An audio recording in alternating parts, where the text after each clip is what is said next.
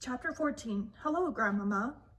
As soon as I was out of the ballroom, I took off like a flash. I streaked down the corridor, went through the lounge, and the reading room, and the library, and the drawing room, and came to the stairs. Up the stairs I went, jumping quite easily from one to the other, keeping well in against the wall and in time. Are you with me, Bruno? I whispered. Right here, he said. My grandmother's room and my own were on the 5th floor. It was quite a climb, but we made it without meeting a single person on the way because everyone was using the lift. On the 5th floor, I raced along the corridor to the door of my grandmother's room. A pair of her shoes was standing outside the door to be cleaned. Bruno was alongside me. What do we do now? He said. Suddenly, I caught sight of a chambermaid coming along the corridor toward us. I saw at once that she was the one who had reported me to the manager for keeping white mice. Not, therefore, the sort of person I wanted to meet in my present condition. Quick, I said to Bruno. Hide in one of those shoes. I hopped into one shoe and Bruno hopped into the other. I waited for the maid to walk past us. She didn't. When she came to the shoes, she bent down and picked them up. In doing this, she put her hand right inside the one I was hiding in. When one of her fingers touched me, I bit it. It was a silly thing to do, but I did this instinctively, without thinking. The maid let out a scream that must have been heard by ships far out in the English Channel, and she dropped the shoes and ran like the wind down the corridor.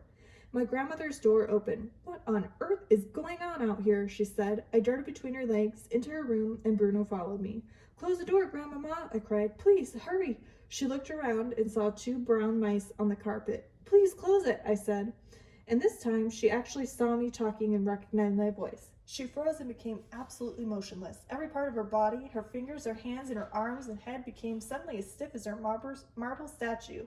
Her face turned even paler than marble, and her eyes were stretched so wide you could see the whites all around them. Then she started to tremble. I thought she was going to faint and fall over. Please close the door quickly, Grandmama, I said. That awful maid might come in. She somehow managed to gather herself together enough to close the door. She leaned against it, staring down at me, white-faced and shaking all over. I saw tears beginning to come out of her eyes and go dribbling down her cheeks. Don't cry, Grandmama, I said. Things could be a lot worse. I did get away from them. I'm still alive. So is Bruno. Very slowly, she bent down and picked me up with one hand. Then she picked Bruno up with the other hand and put us both on the table. There was a bowl of bananas in the center of the table, and Bruno jumped straight into it and began tearing away with his teeth in one of the banana skins to get at the fruit inside. My grandmother grasped the arm of her chair to steady herself, but her eyes never left me. Sit down, dear Grandmama, I said. She collapsed into her chair. Oh, my darling, she murmured, and now the tears were really streaming down her cheeks. Oh, my poor, sweet darling, what have they done to you? I know what they've done, Grandmama. I know what I am, but the funny thing is that I honestly don't feel especially bad about it. I don't even feel angry. In fact, I feel rather good. I know I'm not a boy any longer, and I never will be again, but I'll be quite all right as long as there's always you to look after me. I was not just trying to console her. I was being absolutely honest about the way I felt. You may think it odd that I wasn't weeping myself. It was odd. I simply can't explain it. Of course I'll look after you, my grandmother murmured. Who is the other one? This is a boy called Bruno Jenkins, I told her. They got him first. My grandmother took a new long black cigar out of her case in her handbag and put it to her mouth. Then she got out a box of matches. She struck a match, but her fingers were shaking so much that the flame kept missing the end of the cigar. When she got it lit at last, she took a long pull and sucked in the smoke. That seemed to calm her down a bit. Where did it happen? She whispered. Where is the witch now? Is she in the hotel? Grandmama, I said. It wasn't just one. It was hundreds. They're all over the place. They're right here in this hotel at this very moment. She leaned forward and stared at me. You don't mean to tell me they're holding the annual meeting right here in the hotel? They've held it, Grandmama. It's finished. I heard it all. And all of them, including the Grand High Witch herself, are downstairs now. They're the Royal Society for the Prevention of Cruelty to Children. They're all having tea with the manager. And they caught you? They smelt me out, I said. Dog's droppings, was it? She said, sighing. I'm afraid so. But it wasn't strong. They very nearly didn't smell me because I hadn't had a bath for ages. Children should never have baths, my grandmother said. It's a dangerous habit. I agree, Grandmama. She paused, sucking at her cigar. Do you really mean to tell me that they are now all downstairs having tea? She said. I'm certain of it, Grandmama. There was another pause. I could see the old glint of excitement slowly coming back into my grandmother's eyes, and all of a sudden she sat up very straight in her chair and said sharply, Tell me everything right from the beginning, and please hurry.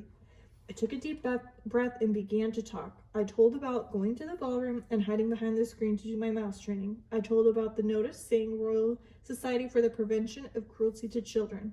I told her all about the women coming in and sitting down and about the small woman who appeared on the stage and took off her mask. But when it came to describing what her face looked like underneath the mask, I simply couldn't find the right words. It was horrible, Grandmama, I said. Oh, it was so horrible. It was like something that was going rotten. Go on, my grandmother said. Don't stop. Then I told her about all the others taking off their wigs and their gloves and their shoes, and how I saw before me a sea of bald, pimply heads, and how the women's fingers had little claws, and how their feet had no toes. My grandmother had come forward now in her armchair so that she was sitting right on the edge of it. Both of her hands were cupped over the gold knob of the stick that she always used when she was walking, and she was staring at me with eyes as bright as 2 stars. Then I told her how the Grand High Witch had shot out a fiery white-hot sparks, and how they had turned one of their other witches into a puff of smoke.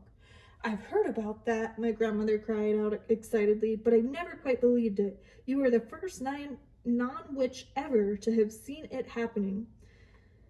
It is the Grand High Witch's most famous punishment. It is known as getting fired, and all the other witches are petrified of having it done to them. I am told that the Grand High Witch makes the rule to fry at least 1 witch at each annual meeting. She does it in order to keep the rest of them on their toes. But they don't have any toes, Grandmama. I know they don't, my darling, but please, go on. So then I told my grandmother about the delayed action mouse maker, and when I came to the bit about turning all the children of England into mice, she actually leapt out of her chair, shouting, I knew it! I knew they were brewing up something tremendous. We've got to stop them, I said. She turned and stared at me. You can't stop the witches, she said. Just look at the power that terrible Grand High Witch has in her eyes alone. She could kill any of us at any time with those white-hot sparks of hers. You saw it yourself. Even so, Grandmama, we've still got to stop her from turning all the children of England into mice. You haven't quite finished, she said. Tell me about Bruno. How did they get him? So I described how Bruno Jenkins had come and how I had actually seen him with my own eyes being shrunk into a mouse. My grandmother looked at Bruno, who was guzzling away in the bowl of bananas. Does he never stop eating? She asked. Never, I said. Can you explain something to me, Grandmama? I'll try, she said. She reached out and lifted me off the table and put me in her lap very gently. She began stroking with soft fur along my back. It felt nice. What is it you want to ask me, my darling? She said. The thing I don't understand, I said, is how Bruno and I are still able to talk and think just as we did before. It's quite simple, my grandmother said. All they've done is to shrink you and give you 4 legs and a furry coat, but they haven't been able to change you into a 100% mouse.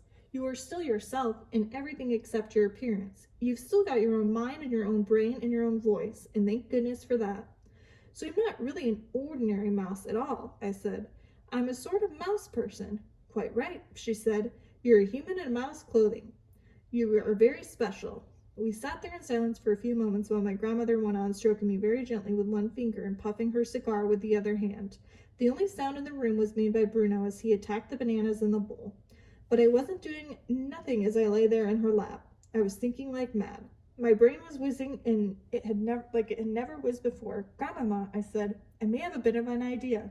Yes, my darling, what is it? The Grand High Witch told them her room number was 454, right? Right, she said. Well, my room number is 554. Mine, 554, is on the 5th floor. Hers, 454, will be on the 4th floor. That is correct, my grandmother said. Then don't you think it's possible that the room 454 is directly underneath room 554? That's more than likely, she said. These modern hotels are all built like boxes of bricks. But what if it is? Would you please take me out onto the balcony so I can look down? I said. All the rooms in the hotel, magnificent, had small private balconies. My grandmother carried me through into my own bedroom and out to my balcony. We both peered down to the balcony immediately below. Now, if that is her room, I said, then I bet I could climb down there somehow and get in. And get caught all over again? My grandmother said, I won't allow it. At this moment, I said, all the witches are down on the Sunshine Terrace having tea with the manager. The Grand High Witch probably won't be back till about 6 o'clock or just before. That's when she's going to dish out supplies of that foul formula to the ancient ones who are too old to climb trees after gruntless eggs. And what if you did manage to get into her room? My grandmother said. What then? Then I would try to find the place where she keeps her supply of delayed action mouse maker. And if I succeeded, then I would steal one bottle of it and bring it back here. Could you carry it in? I think so, I said. It's a very small bottle.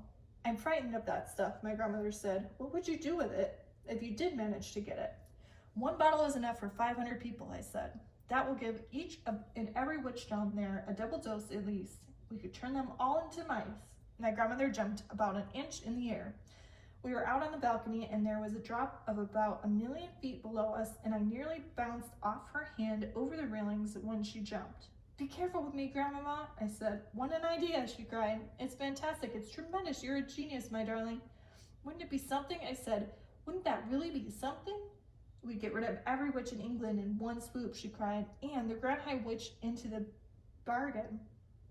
We've got to try it, I said. Listen, she said, nearly dropping me over the balcony once again in her excitement. If we brought this off, it would be the greatest triumph in the whole history of witchery. There's a lot of work to do, I said. Of course there's a lot of work to do, she said. Just for a start, supposing you did manage to get a hold of those bottles, how would you get it into their food? We'll work that out later, I said. Let's try to get this stuff first.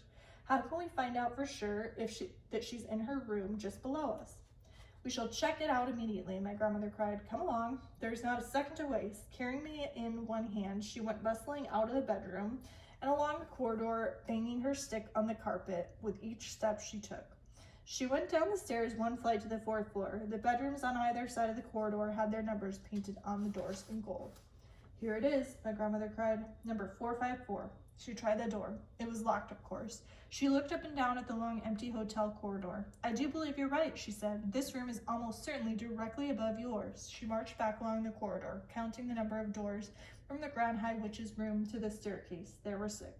She climbed back up to the 5th floor and repeated this exercise. She is directly below you, my grandmother cried out. Her room is right below yours. She carried me back into her own bedroom and went out once again on the balcony. That's her balcony down there, she said. And what's more, the door from her balcony into the bedroom is wide open. How are you going to climb down? I don't know, I said. Our rooms were in front of the hotel and they looked down onto the beach and the sea. Immediately below my balcony, thousands of feet, I could see fence of spiked railings. If I fell, I'd be a goner. I've got it, my grandmother cried, with me in her hand. As she rushed back into her room and began rummaging in the chest of drawers, she came out with a ball of blue knitting wool. One end of it was attached to some needles and half the finished sock she had been knitting for me. This is perfect, she said. I shall put you in the sock and lower you down onto the Grand High Witch's balcony. But we must hurry. Any moment now, that monster will be returning to her room.